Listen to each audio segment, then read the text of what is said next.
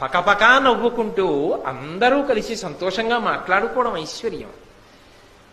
ఎంత పెద్దవాడైపోయినా అన్నగారు, తమ్ముడు, అక్క చెల్లెళ్ళు అందరూ కలిసి కూర్చుని చిన్ననాటి విశేషాలు చెప్పుకుని పకపక పకపక నవ్వుకుని చిన్నపిల్లలు అయిపోతే, జీవిత మధ్య భాగంలో కదూ ప్రవేశించిన వాళ్ళు ధర్మపత్నులు.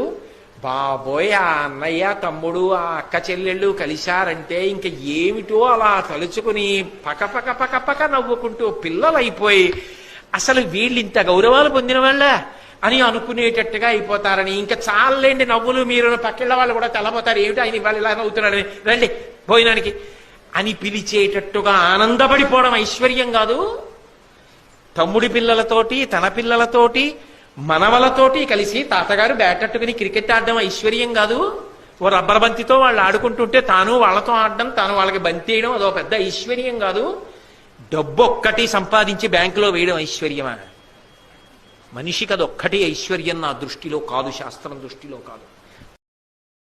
Download ShareChat.